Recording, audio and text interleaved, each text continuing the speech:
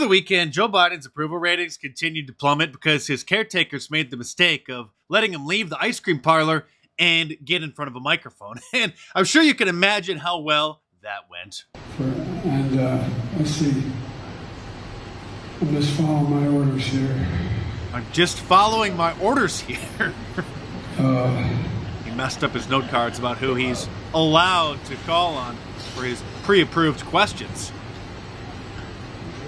Staff, is there anybody I haven't spoken to? Staff, is there anyone I haven't spoken to? He's asking his staff who he's supposed to talk to next. I ain't calling on you. I'm calling. I said I have 5 questions. I ain't calling on you, he said to a reporter who was trying to ask a real question. Kamala Harris only slightly less cringeworthy, giving this interview to a clearly freaked out CBS reporter who is extremely concerned that the trumped-up indictments against Donald Trump only helped him in the polls. Are you taking the threat of a second Trump presidency seriously enough?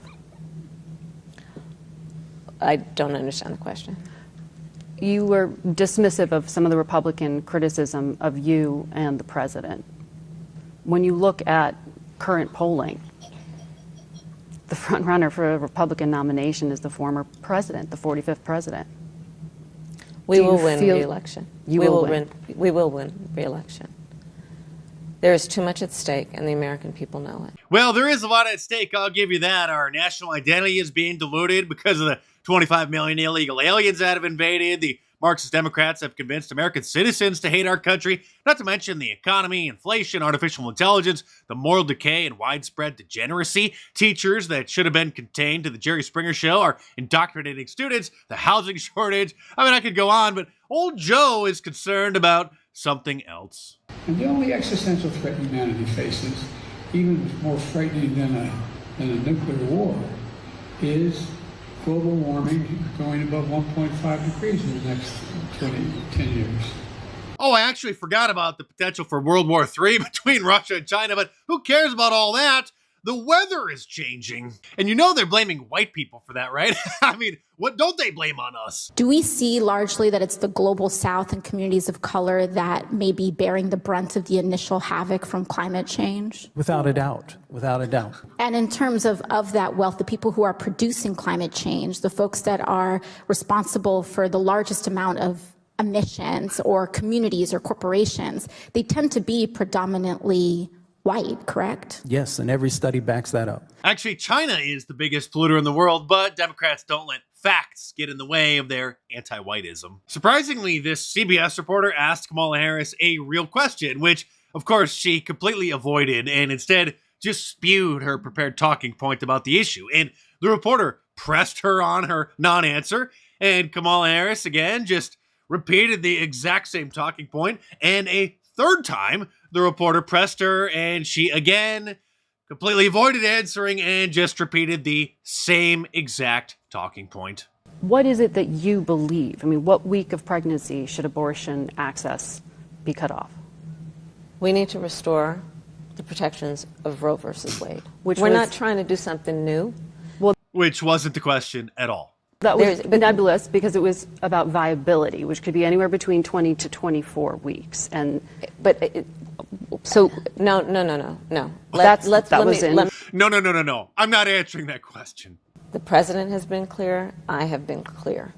We need to put back the protections that are in Roe v. Wade into law. Since the Supreme Court took it, Congress has the power and ability to pass legislation. Yeah, that's what you said with your first non-answer. How about actually answering the question? And Joe Biden will sign that bill. So that is what we want. But does it need to be specific in terms of defining and where that guarantee goes up to and where it does not? At which week of pregnancy? We need to put back in place the protections of Roe versus Wade. You know why I'm asking you this question, though, because we're not trying to. So, of course, it's no surprise that, as CBS News admits, Democratic enthusiasm about Vice President Kamala Harris is lower now than it was when she joined the 2020 ticket. So the Democrats are completely freaking out, causing Chunk Yogurt, of all people, over at the Young Turks, to say the quiet part out loud and he is now leading the charge, demanding that Joe Biden drop out of the presidential race. I'm tired of these guys. We're doing a petition. And so, look, the petition is get out. I put it a lot more politely than that because a lot of people love Joe Biden for whatever reason. They just think he's too old and he's going to lose. I 100% agree that he's going to lose. So we're doing a petition. President Biden, please drop out. And I put it very nicely. President Joe Biden has had a long and historied career in American government. He rescued us from the possibility of a second Trump term, and we appreciate his service to the country. But at this point in time, we must have a strong, healthy candidate to make sure we avoid a fascist takeover of our government, etc. tyt.com/petitions. So you could go to or campaigns/dropout in this case. Doesn't matter. We'll have the link down below if you're watching this on YouTube or Facebook. Now, that's a petition we could all get behind. I would leave a link to it in the description below, but I have a suspicion signing it will probably get you on the Young Jerks mailing list, so we'll just have to support Chunk in spirit. Other media outlets, however, like MSNBC, are doing damage control, trying to prop up old Joe as long as they can, either deluding themselves that he'll somehow either make it to the finish line next November or just propping him up long enough so that he can be replaced by Gavin Newsom once a decision is finally made about that.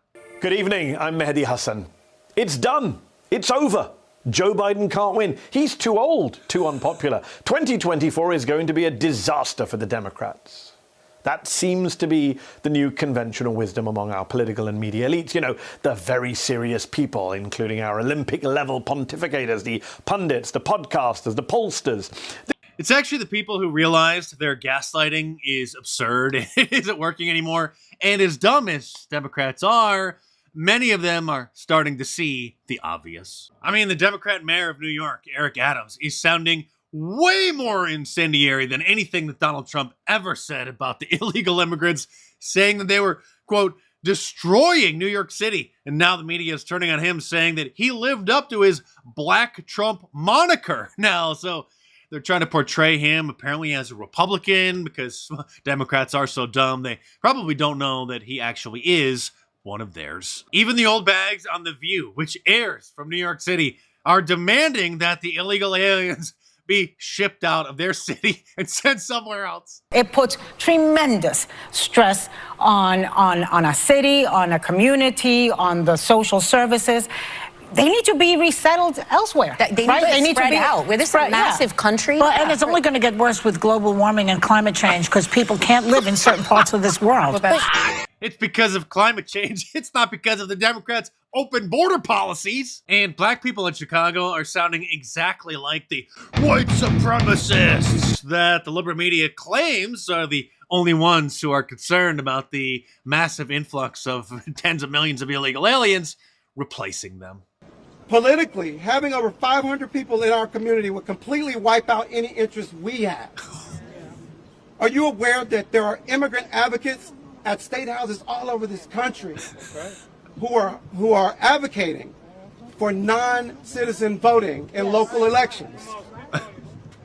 Yeah, I'm aware of that. We've been warning about that for years. I'm glad you finally learned. If this guy was white, he would have been put on the ADL's hit list within a matter of minutes, and his career would have been over. But there's only one way to stop those kinds of problems, sir, and that is to vote for Donald Trump.